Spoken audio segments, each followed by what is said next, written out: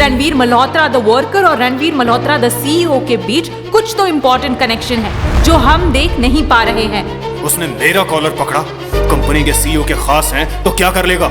एक बार उसके बॉस से मिल लूं फिर बताऊंगा। सरिता के शैतानी दिमाग में रणवीर को लेके सवाल उठ रहा था। रणवीर और मल्होत्रा इंडस्ट्री का आरुषि के लाइफ और काम में इस तरह से इन्वॉल्व होना नॉर्मल नहीं था और ये बात सरिता समझ गई थी। कबीर, तुम रणवीर के बारे में सारी जानकारी पता करो। मुझे अब रणवीर को रोकने के लिए वीरेंद्र मल्होत्रा से मिलना होगा। अब बाप ही अपने बेटे को आरुषि से दूर करेगा। अंशी को देखने के बाद रणवीर का मन पूरी तरह से बदल चुका था। उसके मासूम चेहरे ने रणवीर के मन को पूरी तरह से शांत कर दिया था। वो किसी और के बच्चे को अपनाने से डर रहा था, पर अंशी को देख के उसके मन का सारा डर, सारी परेशानी दूर हो गई थी। उसे देखकर रणवीर को बहुत अलग एहसास हुआ। रणवीर ने आज से पहले कभी ऐसा महसूस नहीं किया था। वो अपना मन बना चुका था कि वो आरुषि और अंशी को खुशी खुशी अपनाएगा।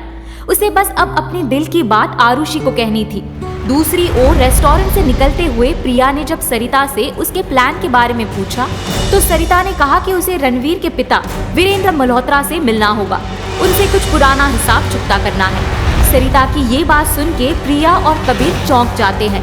उन्हें समझ ही नहीं आता है कि सरिता किस हिसाब के बारे में बात कर रही है। प्रिया को तो पता भी नहीं था कि सरिता वीरेंद्र मल्होत्रा को जानती भी है। उसने आज से पहले कभी सरिता के मुंह से वीरेंद्र मल्होत्रा का जिक्र भी नहीं सुना था। मॉम, आप वीरेंद्र मल्होत्रा को कैसे जानती है और वो अपने बेटे के खिलाफ क्यों जाएंगे? बेटा, तुम्हें कितनी बार कहा है दिमाग लगाने का काम मेरा है। तुम सिर्फ वो काम ठीक से कर लो जितना कहा जाए। उससे ज्यादा करने या सोचने की ना तुम्हारी हालत है ना ही कोई उम्मीद। मॉम, आप हमेशा मेरी इंसल्ट क्यों करती है? मैं आपकी ही बेटी हूँ।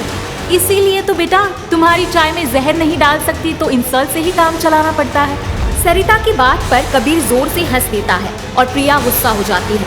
सरिता कबीर को कहती है कि वो मल्होत्रा इंडस्ट्रीज के सीईओ रणवीर मल्होत्रा से मिलने को ट्राई करे और खुद वीरेंद्र मल्होत्रा से मिलने जाएगी।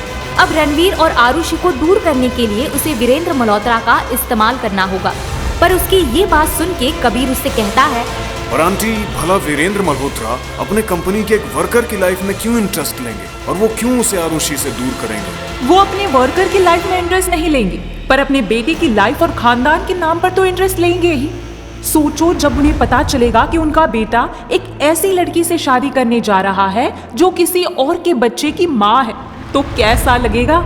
और जब उनको ये पता चलेगा कि उनका बेटा एक नए बिजनेस के सेटअप के लिए 100 करोड़ का इन्वेस्टमेंट दे रहा है जहां रिटर्न्स का पता नहीं है, तो वो अपने बेटे को जरूर रोकेंगे। और अगर इन बातों का भी उन पर कोई असर नहीं होता है तो मुझे पता है वीरेंद्र मल्होत्रा की किस नस को दबाने से वो तिल मिला जाएगा। प्रिया और कबीर को सरिता के प्लान में दम लग रहा था। वैसे भी अभी तक उनके सारे प्लान्स को रणवीर और आरुषि ने फेल कर दिया था। अब रणवीर के पापा ही कुछ कर सकते थे और रणवीर अपने पापा को बहुत प्यार करता था। प्लान के हिसाब से कबीर फिर से रणवीर मल्होत्रा द सीईओ से मिलने का ट्राई करने लगता है।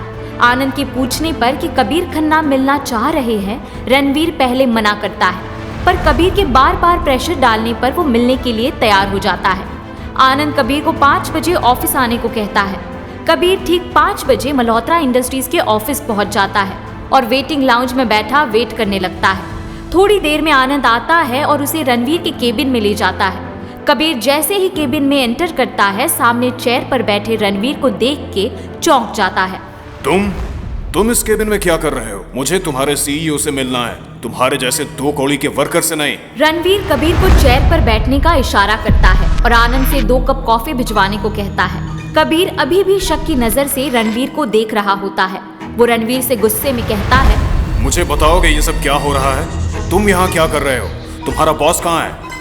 मिस्टर खन्ना, आपने अंदर आते हुए शायद नेम प्लेट नहीं देखी। वहाँ लिखा था सीईओ ऑफिस, और आप भी अच्छे से जानते हैं कि सीईओ के केबिन में उसकी कुर्सी पर सीईओ ही बैठता है। रणवीर की ये बात सुन के कबीर के चेहरे की हवाइयाँ उड़ जाती है। वो आश्चर्य से रणवीर की बात पर उससे कहता है, तो वो तुम ही हो? तुम वर्कर नहीं बल्कि इस कंपनी के मालिक हो। तुमने ही आरुषि को 100 करोड़ का चेक दिया। तुमने मेरी कंपनी से अपने शेयर विड्रॉल कर लिए। वो तुम थे जिसकी वजह से मुझे इतनी प्रॉब्लम हो रही है। अब सब समझ आ रहा है। तभी मैं सोचूं कि एक एम्प्लॉय भला ये सब कैसे कर सकता है। जी वो मैं ही हूँ। कहिए आप मुझसे मिलने के लिए इतने बेताब क्यों थे? मेरे असिस्टेंट ने बताया आप बहुत जिद कर रहे थे। क्या प्रॉब्लम हो गई? How can I help you? Kabir को समझ ही नहीं आ रहा था कि वो क्या बोले। वो अभी तक शॉक में था।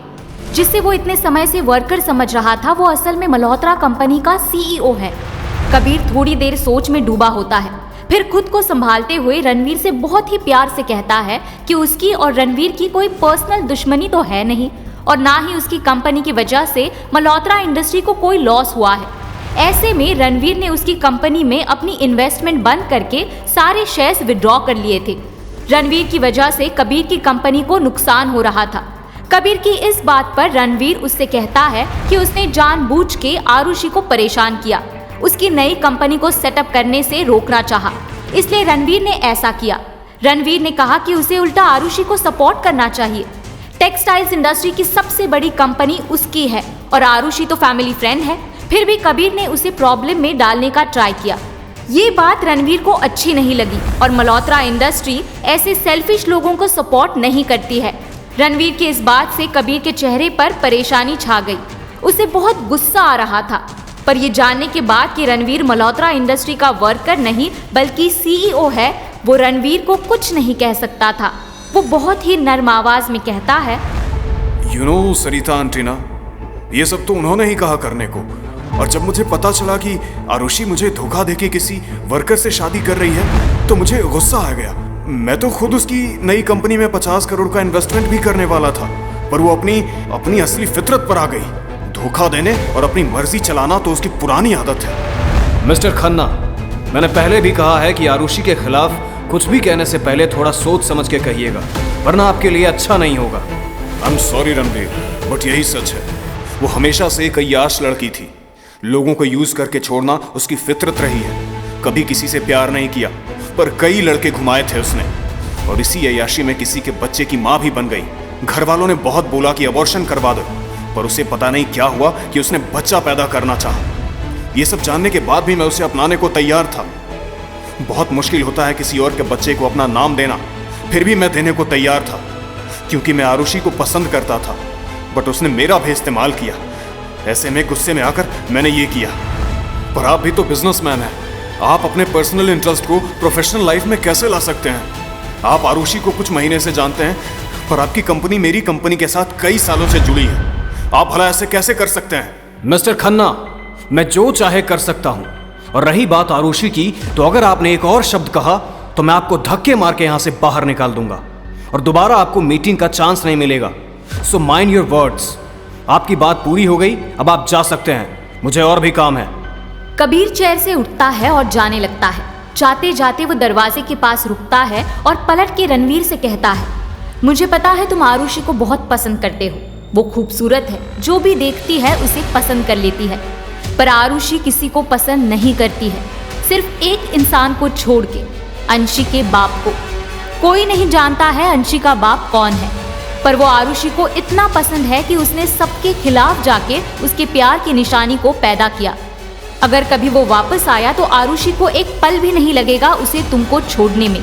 इतना कहकर कबीर वहां से चला जाता है। रणवीर कबीर की कही बातों पर ध्यान नहीं देता है, पर यह सवाल उसके मन में था। कबीर की बातों का असर रणवीर पर पड़ेगा? क्या सरिता की योजनाएं रणवीर और आरुषि के रिश्ते में दरार डालने में सफल होंगी? अंशी के असली पिता का रहस्य कब सामने आएगा और इसका रणवीर, आरुषि और अंशी के जीवन पर क्या प्रभाव पड़ेगा? जानने के लिए सुनते रहिए कहानी कॉन्ट्रैक्ट मैरिज, सिर्फ पारवी फ्रीक्वेंसी पर।